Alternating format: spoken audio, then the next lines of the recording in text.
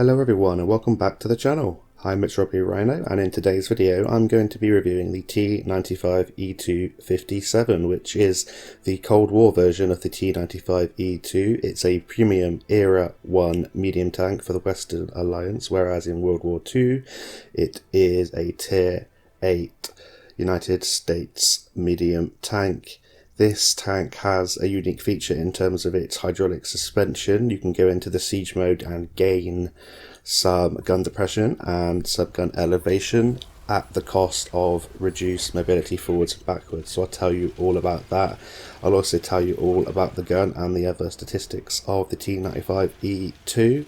I'll tell you how much it costs, the bonuses it has, and I also have 3 gameplays for you in the background to try and demonstrate how this tank performs. And I think right off the bat I'll just say it's quite mediocre, very underwhelming. It's obviously just another sort of reskinned tank from World War II that is now coming to Cold War, and I'm all for variety, but it's nothing particularly special, and I don't think this will suit a newer player, and I'll be telling you why in this review. So it's a premium tank, and how much does it cost? Well, the highest bundle, or the most expensive bundle, is 14,360, which, yeah, it's very expensive for an Era 1 premium tank, especially one that isn't sort of mind-blowing. But if you want the tank just on its own, without the sort of premium time and all the boosters and stuff you get, you have to wait until the 26th of April, where it costs 8,825, and it's not too bad for a Cold War premium, if you really want the tank, that is. If not, I would recommend saving your money for something more exciting that I'm sure will come down the line.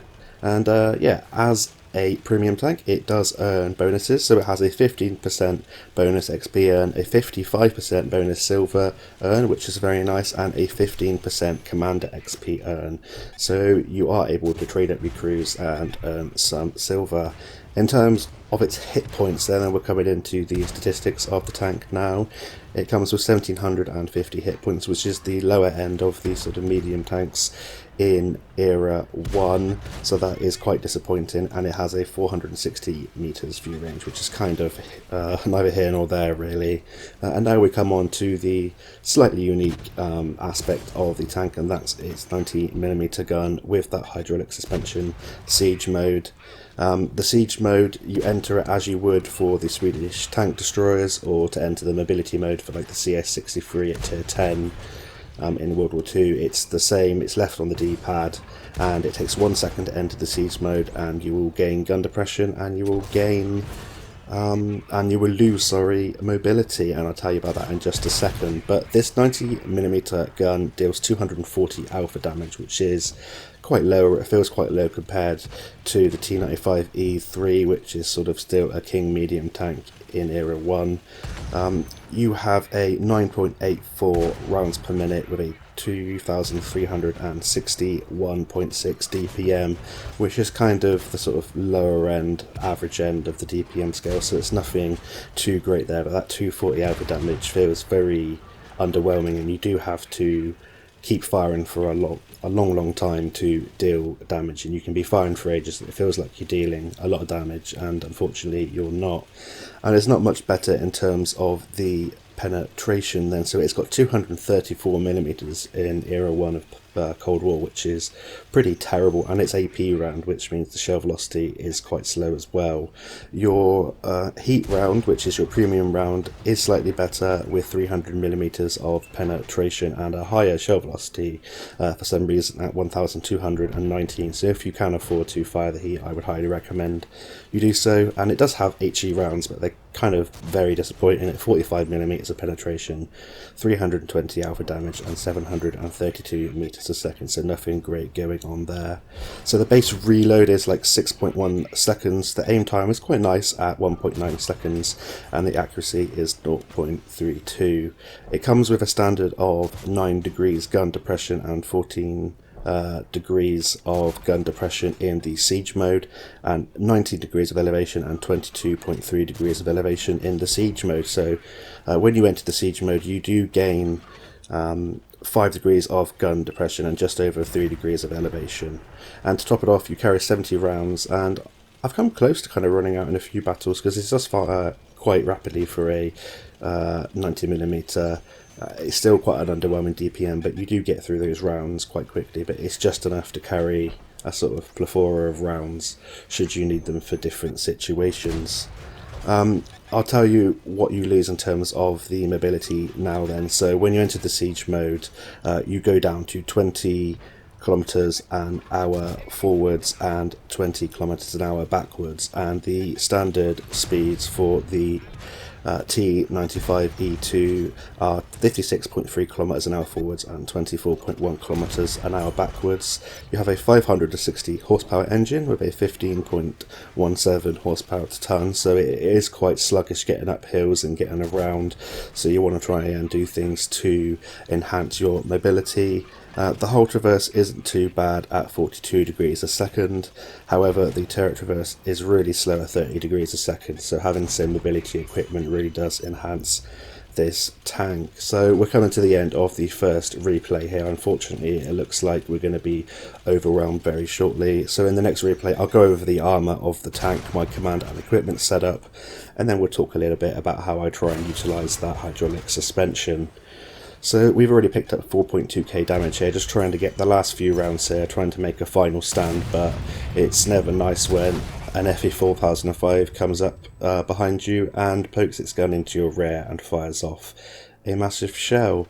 And now it's just the other friendly T95E2 who's getting taken out, and we lose by 5 tanks, but we still have a fairly decent round, and that's kind of an average kind of game I was having in the T95E2. So we pick up 4.5k direct damage, 937 assistance with 3 kills, finishing top of our team in a defeat, picking up just shy of 300,000 silver, so that's very nice. So we're going to head on now into the second replay, and I'll talk you through the armour and my commander and equipment setup.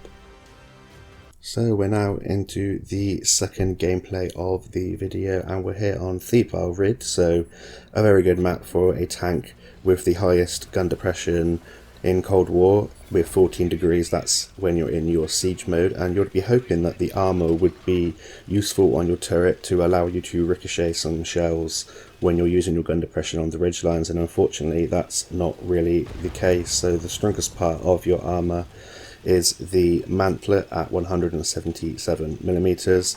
The turret cheeks to the left and right of the mantlet are about 139mm thick, and it goes round to the left and right of that plate to about 127mm thick, so that sort of leads to an effective armour range when you're using your 14 degrees of gun depression from about 180mm to 220mm of effective armour. So anything with, you know, fairly standard penetration for Era 1 will go through quite easily, even when you're using your gun depression, and when they switch to their sort of heat rounds or their premium rounds, whatever that may be, they should go through with ease. It's a rounded turret, so you do have the occasional bounce, but don't rely on the turret armour, wiggle around and try and get them to miss altogether.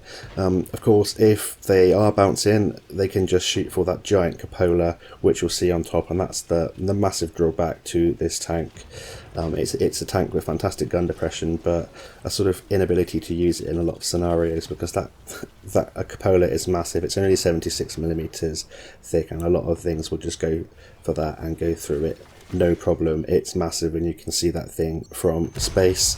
In terms of your upper plate then, it's 101mm is the thickest part. The average sort of effective armour angle you're going to get, even when you're using your 14 degrees of gun depression in the siege mode, is about sort of 250mm. So again, anything with fairly standard penetration in Era 1 is going to go through that.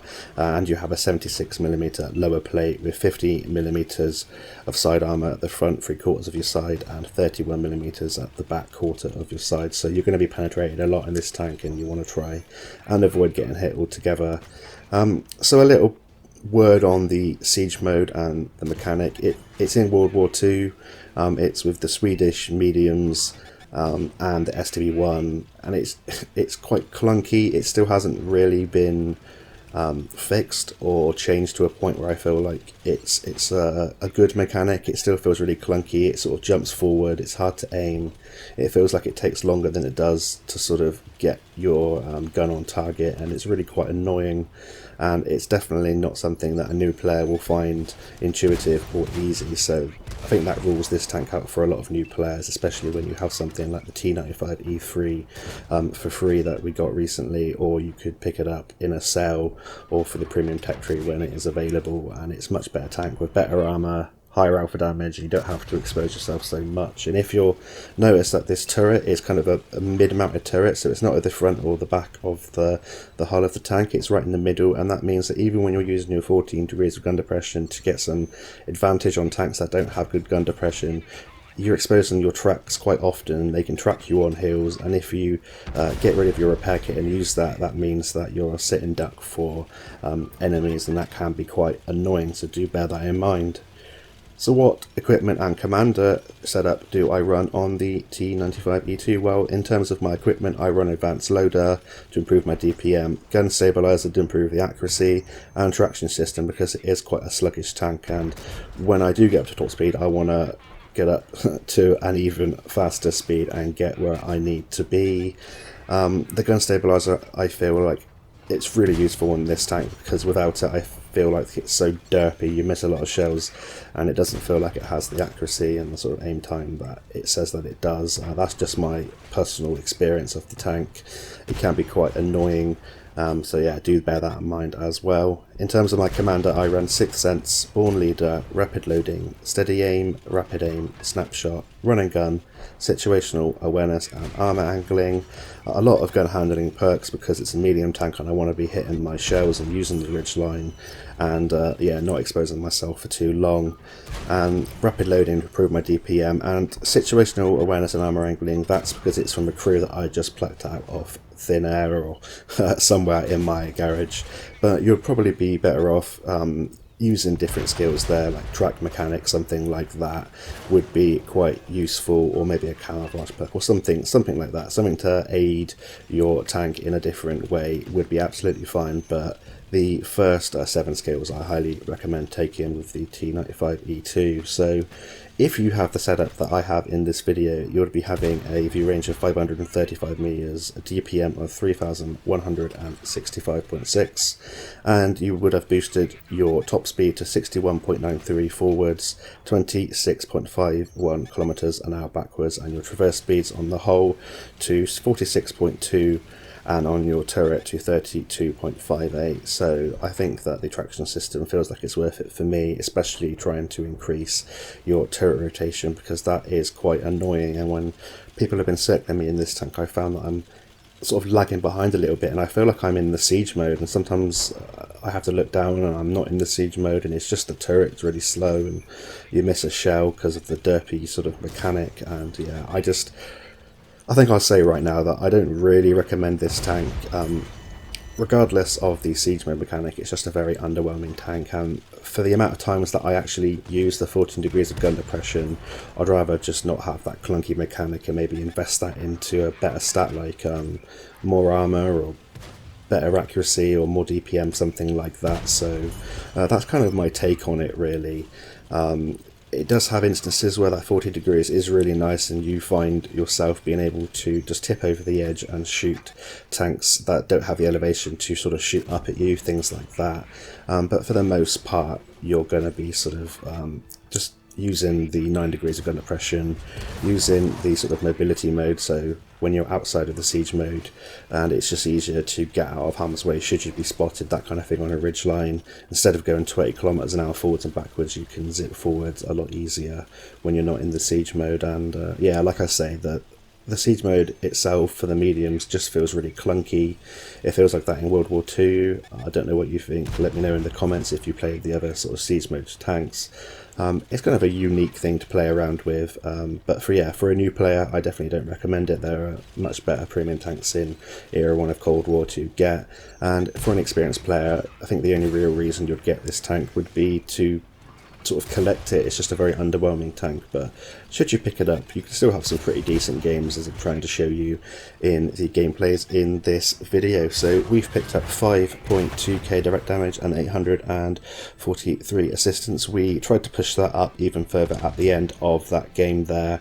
We were a little bit too eager to get the extra bit of damage in, but I didn't mind if I get taken out. I just wanted to push my experience up, make some more silver and some some experience and some higher damage, and unfortunately it didn't quite work out for us, but I knew that we'd win this game regardless.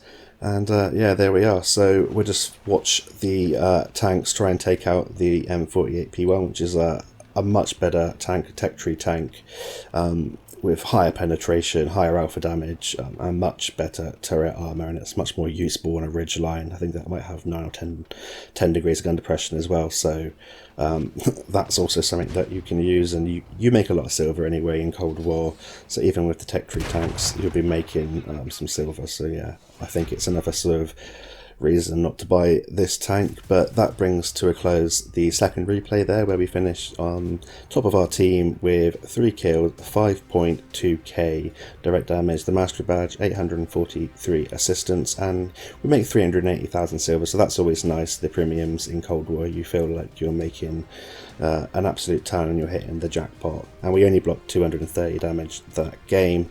So we're going to head on now into the third and final replay, and I'll talk you through that one. So we're now on Westfield in the third and final replay of the video, and this is another great open map with lots of ridge lines to be able to use the siege mode and the fantastic 14 degrees of gun depression this tank has in the siege mode. And at the start of the battle, from this spawn on Westfield in a medium tank with great gun depression, there's only one place I want to go to, and that's towards the north in around C3 location, where there's a medium sized ridge and a brawling location, and I want to try and get there as quickly as possible, get some shots into the tanks that are approaching from the north, and then try and trade effectively from there. So tanks that have higher alpha damage than you want to try and put at least 2, maybe 3 shots in if you're going to take a shot from them. And that's the most effective way to trade in this tank. You don't want to trade 1-for-1 with tanks like the T95E2 or anything with 390 alpha damage. Because of the RNG in Cold War with the 240 alpha damage on this tank, you're going to be rolling below 200 really often. It's quite frustrating. You feel like you're firing forever to get the damage out. It has mediocre DPM, but it does feel like you have to continuously fire to get that damage and rack it up. So when I'm on this ridge line, as you can see, I'm scanning the eastern 0 line just to see if there's any tanks coming down that line towards our base to get some shots in at the start of the battle. It's really hard in this tank to lead targets, especially at that range with the AP, because of the poor shell velocity. A tip for this tank would be to fire as much heat as you can afford, and to be perfectly honest, you could afford to fire sort of 3/4 of your loadout or even a full loadout of heat and still make a profit if you have a relatively decent game, maybe a sort of 2k damage game, because of the profit margins in Cold War. But if you don't want to do that, I would sort of suggest what I'm doing here is carry in sort of approximately kind of half heat, half premium rounds, or just under that. And yeah, you have that extra shell velocity on the heat, and you won't lose penetration over distance, and you have that higher penetration value, or that higher penetration base value for you to be able to work at. And 300mm on the heat is perfectly adequate, but 234 on the standard AP is really poor. And yeah, it's not very good. It's just a very sort of mediocre medium tank in my opinion. So in terms of the gameplay here on Westfield, I've come to the north, but I've noticed that we're losing it. I've put a few shots in, but now it's time to get out of dodge. I feel really bad leaving the tank destroyer and the medium tank there, but if I stayed there, we're just all going to die, and I want to try and get away as quickly as possible, and this is where the traction system will come in handy. I'm trying not to take any shots as I escape, and I'm going to try and dip down below this ridge. Unfortunately, we do take a shell in the rear, but we don't get taken out like we would have if we stayed there. So we're going to come down, help our teammates take out these 2 medium tanks, then turn our attentions to the enemies that will be coming from the north, and if they do decide to go to the base, we can just go around the south and protect our base that way. And this is a great location for me to use the siege mode. This is a very steep hill to my left, and I'm going to be able to use the siege mode to spot out for my friendlies, get some nice assistance damage, and hopefully get a few shots in myself. Like I've sort of repeatedly said in this replay, or this review I should say, is that the mechanic for the siege mode just feels really clunky. It feels so much better with something like the Swedish tank destroyers in World War II, but for the medium tanks, this siege mode just feels like it's not complete. It just bounces around, it doesn't feel like it aims correctly, and it's just more frustrating than anything. I would just rather have a better attribute in a different area than having the 14 degrees of gun depression in the siege mode. You're going to do better if you're a more experienced player. Newer players, you're definitely going to want to probably avoid this tank for the penetration, for the shell velocity, and for the mechanic. It's just too annoying in my opinion, and there are better tanks out there that you've already probably earned for free, or that you will be able to earn for free, I'm sure. But yeah, if you've got this tank, you want to fire as much heat as possible for the shell velocity, for the penetration. I wouldn't always rely on the siege mode. Just because you have it, you don't have to use it. The 9 degrees of gun depression is more than adequate for most scenarios that you're going to find yourself in with this tank, and you have that mobility to be able to get out of harm's way should you need it. Apart from that, try and keep your hit points for as long as possible, because 1750 hit points is quite low.